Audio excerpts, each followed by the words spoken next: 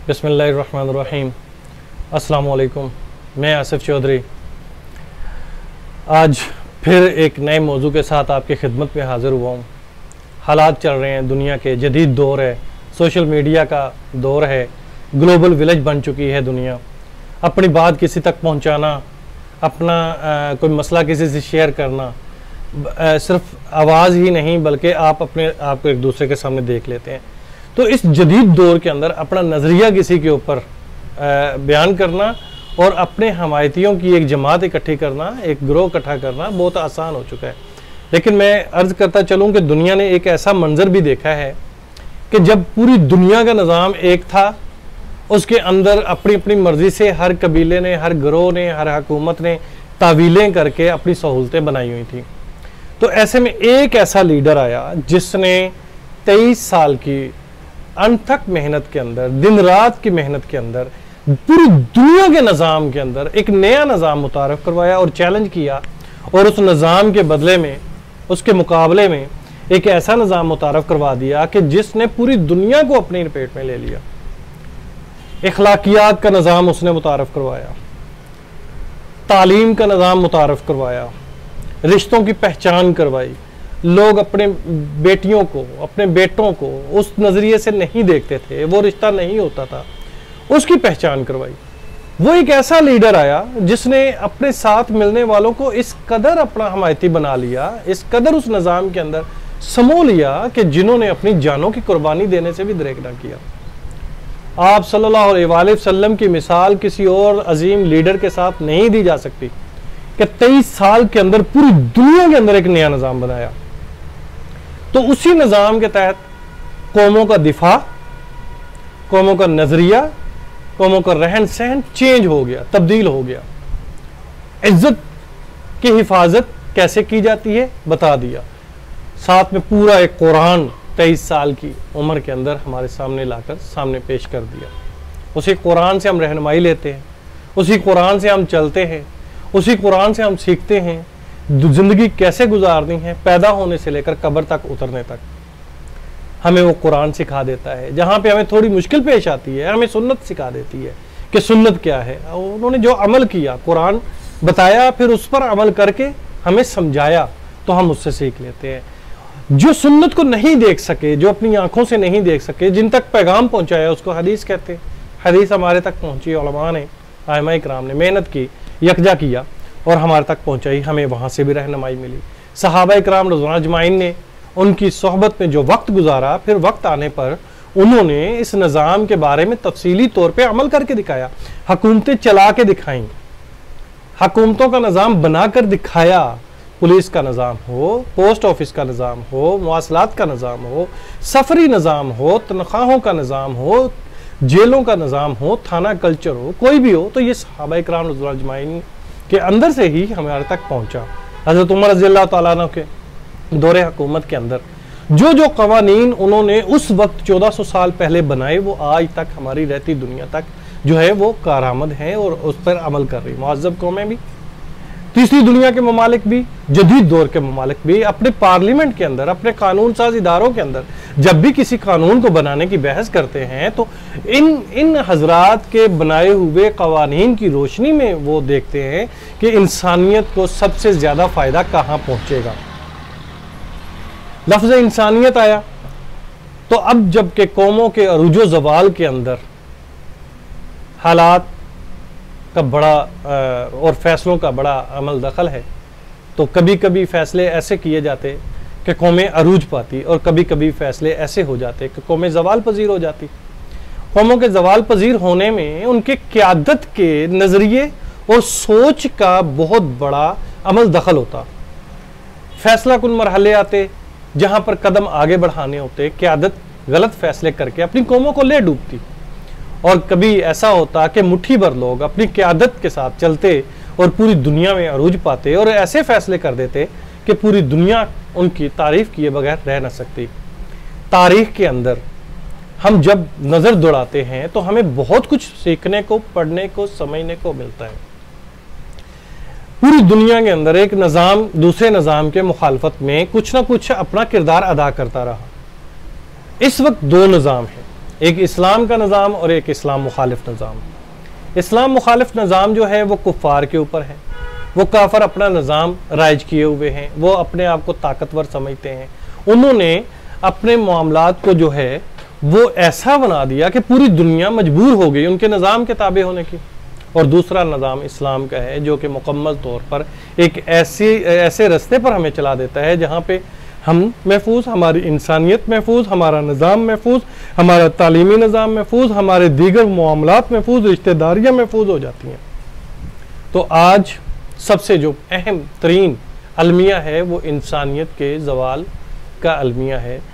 पूरी दुनिया के अंदर दो रियासतें ऐसी हैं जहाँ पे कश्मीर और फ़लस्तीन, जहाँ पे कुफ़ार ने कब्ज़ा किया हुआ है उन निहत्ते और मजलूम मुसलमानों के घरों पर, इलाकों पर, उनकी इज्जतों पर। कोई दिन, कोई वक्त, कोई घड़ी, कोई पल, कोई लम्हा ऐसा नहीं गुजरता जहाँ पर जुल्म और सितम के पहाड़ ना ढाए जा रहे हो इन दोनों कौमों के ऊपर। दोनों कौमों में मुश्तरक एक चीज़ है, वो है इस्लाम। अब नबी पाक सल्लल्लाहु अलैहि वसल्लम की हदीस मुबारका है कि मुसलमान एक जिस्म की मानद हैं कि किसी भी हिस्से में तकलीफ होगी तो पूरा जिस्म उस दर्द को महसूस करेगा। पूरी कौम, उम्मत अपने दूसरे भाई के लिए, अपनी बहन के लिए इज्जत के मुहाफ़िज़ बन जाएगी, उसके दुख दर्द में शरीक हो जाएगी। तो इस वक्त कश्मीर की सूरत हाल, फ़लस्तीन की सूरत हाल, अफ़गानिस्तान की सूरत हाल, इराक़ की सूरत हाल, शाम की सूरत हाल, लबनान की सूरत हाल, उर्दन की सूरत हाल, मराकश की, ट्यूनिस की, फ़लस्तीन की और दीगर ऐसे कई ममालिक हैं जहाँ पर मुसलमान मजलूम व महकूर हो चुके हैं, उनको कैदो बंद की सोबतों का सामना है, उनकी इज़्ज़तें महफूज नहीं हैं। तो इस वक्त दुनिया के अंदर सबसे बड़ा अलमिया ये है कि उम्मत सोई हुई, उम्मत अपने असल रास्ते से हट चुकी है।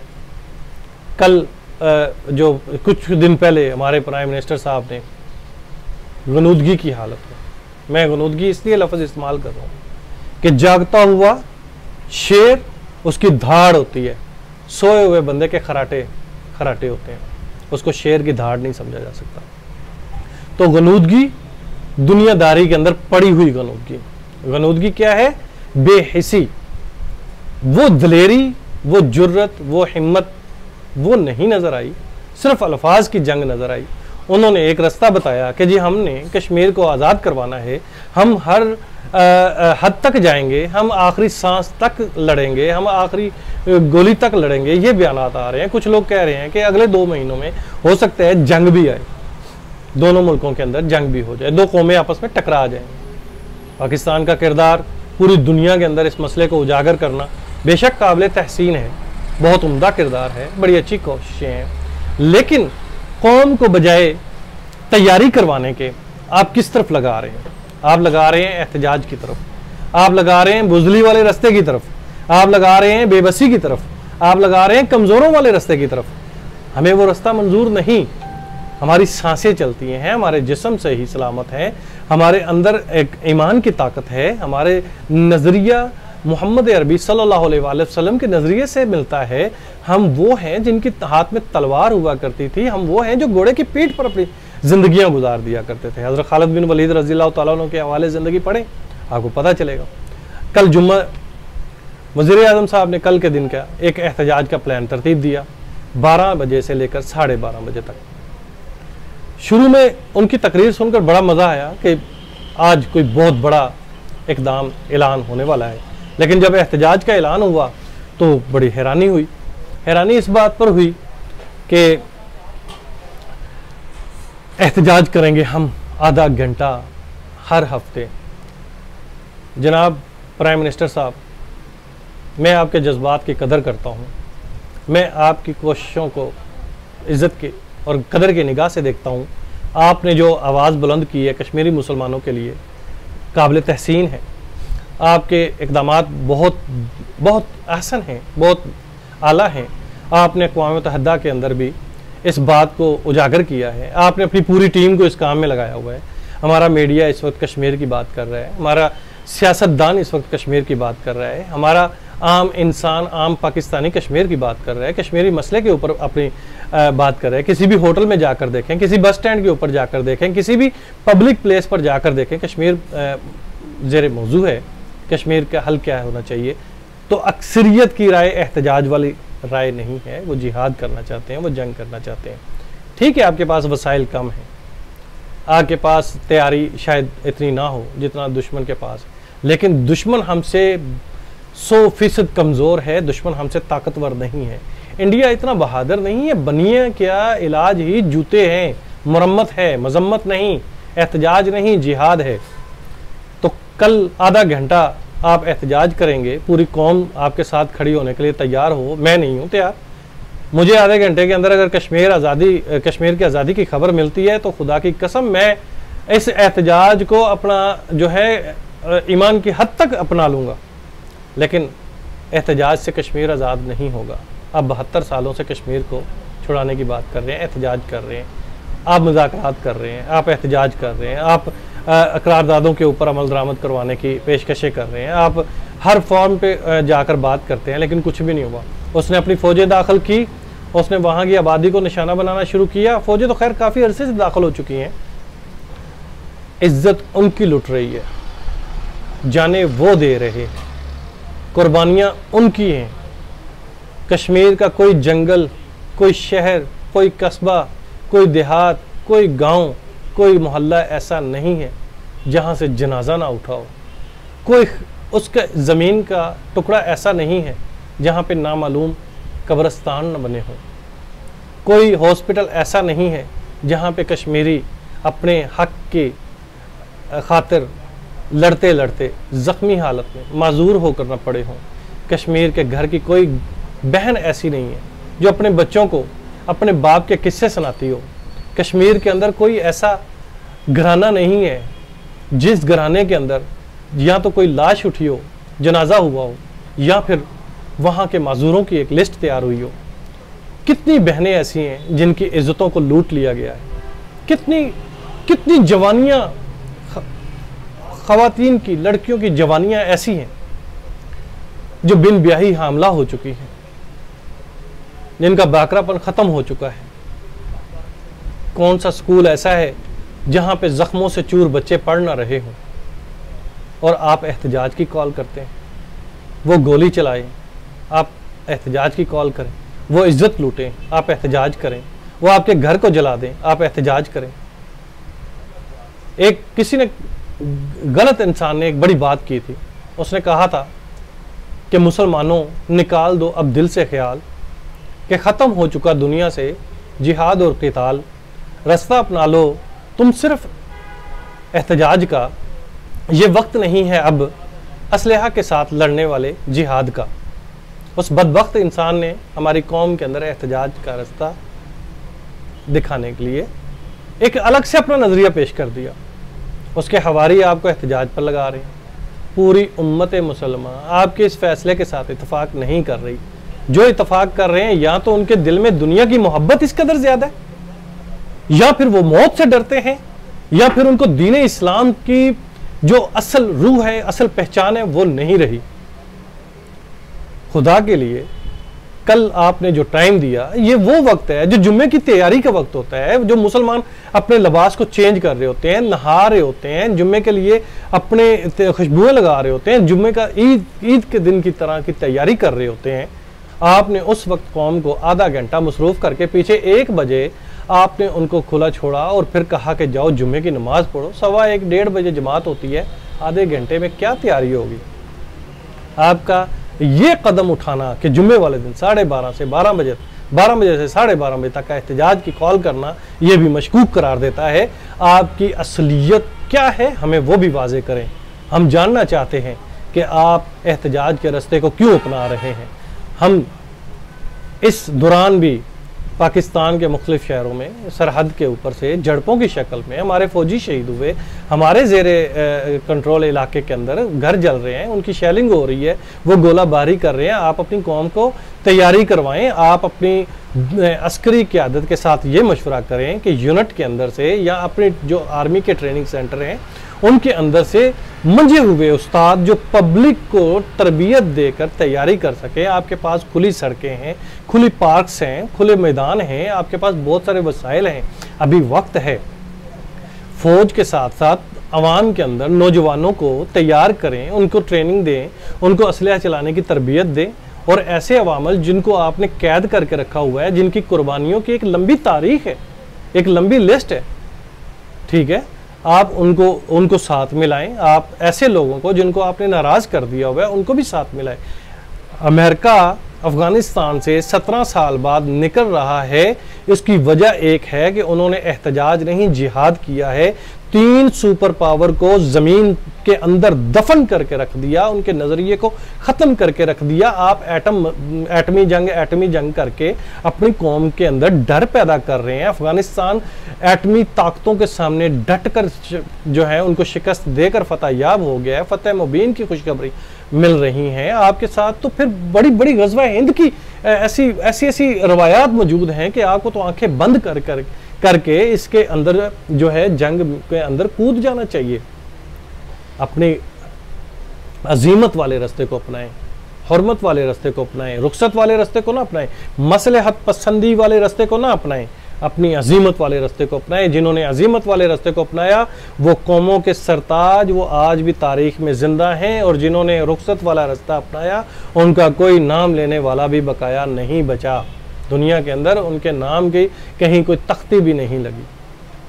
तो लिहाजा कल जुम्मे वाले दिन एहतजाज नहीं जिहाद का ऐलान कीजिएगा। सारी कौम, अगर कोई मेरे भाई दोस्त जो नहीं समझ सकते एहतजाज और जिहाद के अंदर फ़र्क को, तो वो अपने मुकामी उलमाए कराम के पास जाएं, उनसे मुशावरत करें कि एहतजाज की शरई हैसियत क्या है। एक तरफ आपकी बहन के कपड़े उतार कर उसकी इज्जत को तार तार किया जा रहा है, एक तरफ आपके भाई के घर को जलाया जा रहा है, एक तरफ आपके कंधों पे जनाजे जो हैं वो उठाए आ रहे हैं, आपके कंधे जनाजे उठा रहे हैं, आपके बच्चे माजूर हो रहे हैं। यतीमों, बेवाओं, बेकसों, मजबूरों की मदद कीजिए, मदद कीजिए उनकी उसी तरह जिस तरह दुश्मन उनके ऊपर हमलावर है उसी तरह आप उनकी मदद कीजिए। सीसा पिलाई दीवार बनना है तो अपने घरों के बाहर सड़कों के ऊपर मत बनिए, बल्कि मैदान जंग के अंदर जाकर बनिए। और कल एहतजाज करें लेकिन एक ही नारा लगाएं, पूरी हुकूमत के खिलाफ ये एहतजाज करें कि हमें ये एहतजाज नहीं चाहिए, हमें जिहाद करना है, हमने जिहाद के लिए तैयार करना है, हमने आधा घंटा क्या सारी ज़िंदगी के लिए वक्फ करते हैं। तो मेरी गुजारिश है, कल जुम्मे वाले दिन उलमा से भी गुजारिश है कि वो अपने खुतबात के अंदर जिहाद की अहमियत और फजीलत को बयान करें, उसके फ़ज़ाइल बयान करें, बाकी मसाइल को छोड़ दें। इस वक्त साक़त हो चुका, जिहाद फ़र्ज़ ऐन हो चुका है, और जब जिहाद फ़र्ज़ ऐन हो जाता है तो फिर बाकी निज़ाम साक़त हो जाता है, तालीम का हसूल साक़त हो जाता है, बाकी मसाइल के ऊपर बयानबाजी बंद कर दी जाती है। सिर्फ जिहाद की बात कीजिएगा। मकतबा फ़िक्र जितने भी मसलकी इख्तलाफात से हट कर, मसलकी मामलात को छोड़ कर, तमाम मकतबा फ़िक्र मुझे बाबा खादम हुसैन रिजवी साहब, उनकी जुर्रत को, उनकी हिम्मत को मैं सलाम पेश करता हूँ। यकीन जाने मेरा दिल करता है मैं उनके हाथ चूमूँ, मेरा दिल करता है मैं उनको सीने से लगाऊँ। मुझे वो बहुत अच्छे लगे। उन्होंने इस दौर के अंदर अलम बुलंद किया है और जिहाद की बात की है। तो प्राइम मिनिस्टर साहब, जब आप कहा करते थे कि रियासत ऐलान करती है जिहाद की तो जिहाद होता है, तो फिर रियासत ऐलान एहतजाज के ना करे, जिहाद की करे। बात लंबी हो गई है, बाकी इंशाअल्लाह कुछ बातें अगली नशिस्त में होंगी। तो कल के लिए मेरा खसूसी ये पैगाम है, एहतजाज का रास्ता ना अपनाएं, ना अपनाएं, ना अपनाएं, जिहाद का रास्ता अपनाएं, जंग की तैयारी करें, एहतजाज में अपना वक्त ज़ाया मत करें।